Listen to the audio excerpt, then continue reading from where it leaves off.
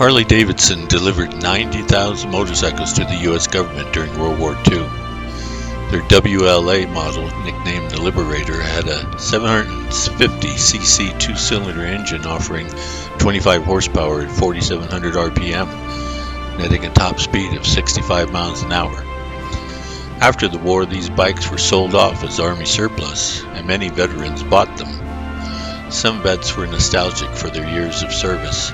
Others coped with PTSD by keeping a bond with motorcycling they had found overseas. It wasn't long before these bikers grouped together.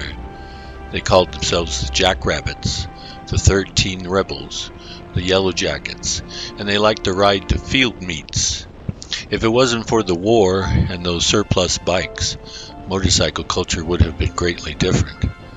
If all those veterans hadn't returned with a bond for their wartime bikes, motorcycling would have not gotten popular in the way it did.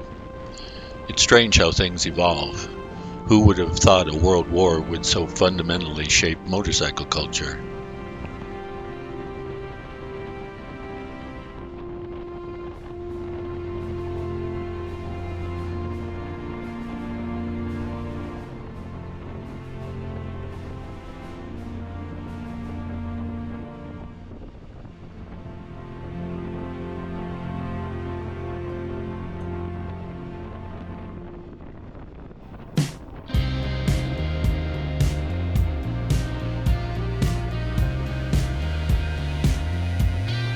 Starting in the 1930s, the American Motorcycle Association organized three-day get-togethers called Gypsy Tours, where motorcyclists enjoyed events like dirt track racing, hill climbs, and scrambles.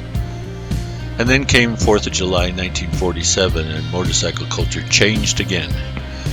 Hollister, California, a farming community with a population of 4,500, had welcomed the Gypsy Tours for years.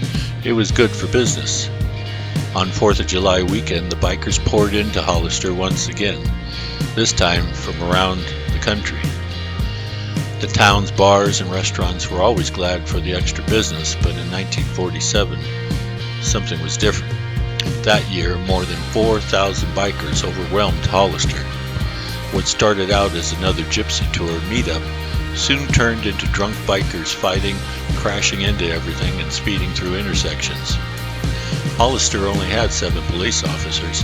The hospital quickly filled up with injured bikers, and a night court was open to handle the arrests that could be made.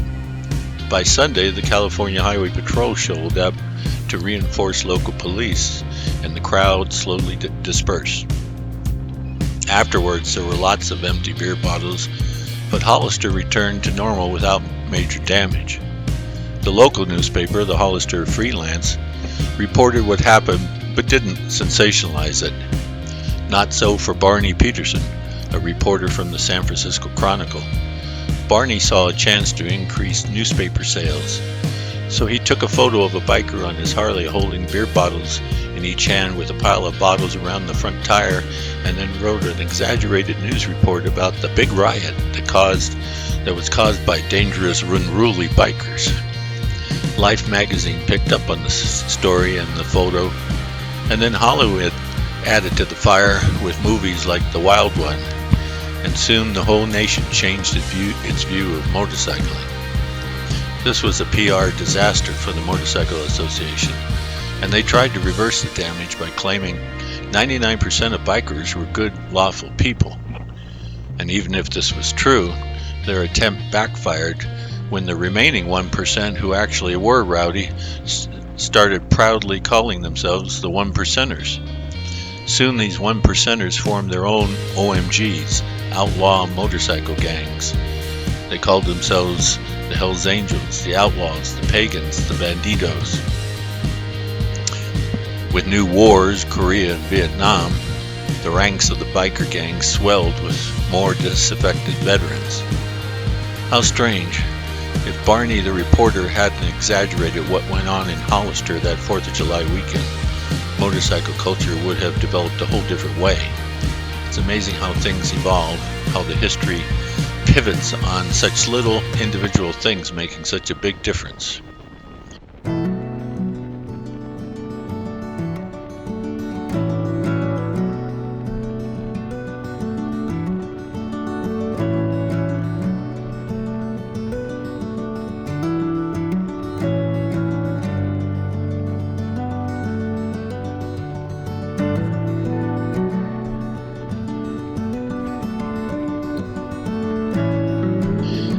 And of course, things never stay the same. The bad boy image of motorcycling didn't last long.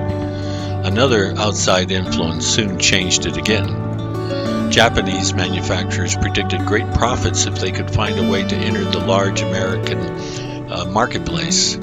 Honda wondered if it could interest Americans in a motorcycle.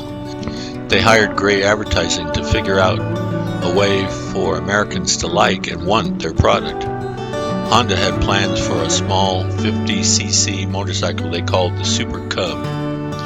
Their little bike was so unlike the big and heavy Harleys and Triumphs that the one percenters rode, which required constant maintenance. Would Americans buy a small foreign motorcycle? Would they think it's underpowered? Would they trust the reliability coming from Japan? It didn't seem likely. Then gray advertising came up with an ad campaign that is still analyzed in marketing classes today. All the ads featured the same slogan: "You meet the nicest people on a Honda." Along with the slogan were pictures of happy regular people, students, housewives, young couples, enjoying an outing on their Super Cub. The bike was shown as fun, simple, easy to operate, inexpensive, and made for all the people who were not one percenters or never even considered riding a bike before. Not only was the ad campaign a success, soon Honda had captured 63% of the American motorcycle market. No one had to be a bad boy to enjoy motorcycling. Motorcycle culture changed once again. If it wasn't for Japanese manufacturers wanting to profit off the large American market, and Honda finding the right advertising agency to come up with a campaign that struck a nerve with the public, motorcycling would be very different today.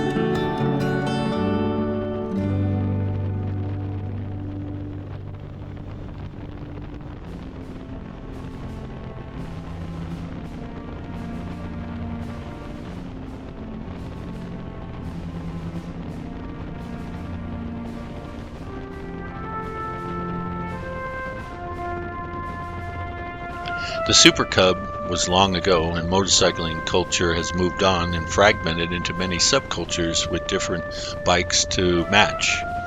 There's cruisers, motocross, touring, enduro, adventure, dual sport, sport bikes, choppers, and scooters.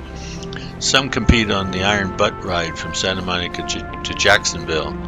Others map out multi-state adventures on rugged dirt BDRs, the backroad discovery routes. Others hit the racetrack on their 200 horsepower screamers. And some just trailer their custom Harleys to Sturgis once a year to ride them around the block a couple of times before heading over to the Buffalo Chip to see a show. I wonder how motorcycling will change in the future. History seems to pivot on small things, and a lot of things are happening now, both big and small. Kids in the past that had fun on dirt bikes now play video games and are glued to social media instead. The motorcycling population is aging, and less young people are taking it up. Governments might make electric bikes the law, obsoleting most bikes that exist now. Carbon credits might make long-distance touring too costly and impractical.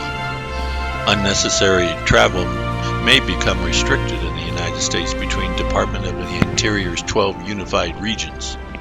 Private ownership of vehicles may be eliminated altogether, as people are induced to live in 15-minute cities, and AI-controlled drone taxis supplement mass rapid transit systems. We may be the last generation to enjoy any kind of motorcycling. Motorcycle culture may become little more than history. People may hear about it the way we hear about the chariot or stagecoach. The only thing to say is motorcycling. Enjoy it while you can.